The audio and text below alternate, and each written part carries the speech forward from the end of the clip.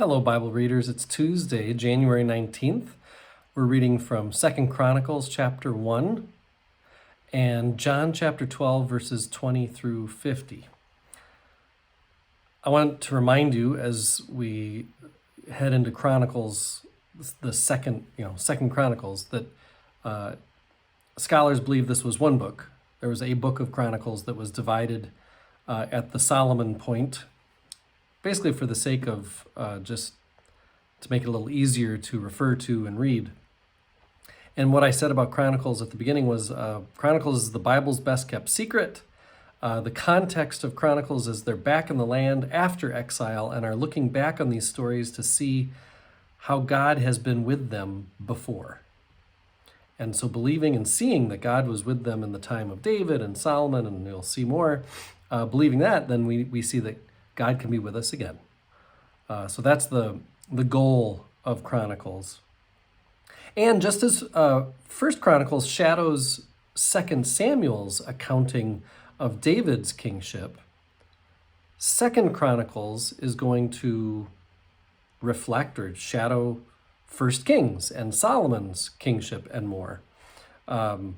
So as much as we were reading back and forth between 1 Chronicles and 2 Samuel, because they were kind of talking about the same events, now we're going to be in 2 Chronicles and 1 Kings, because they're talking about the same events.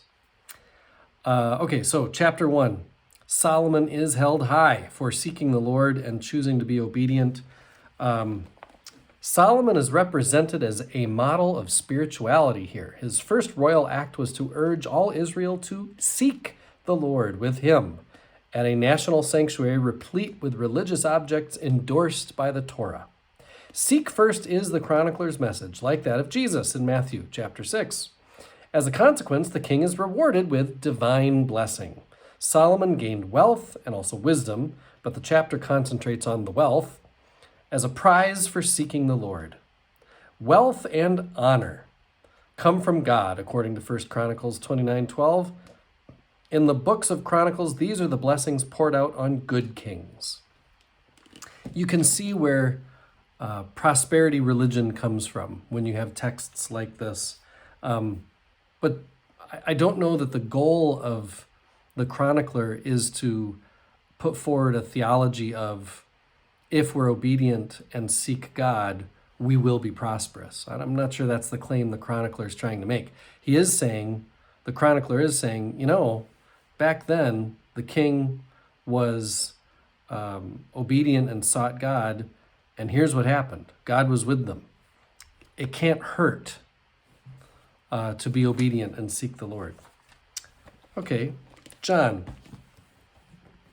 If we divide John into two major parts, there's a prologue in chapter 1, there's a conclusion and kind of an epilogue at the very end.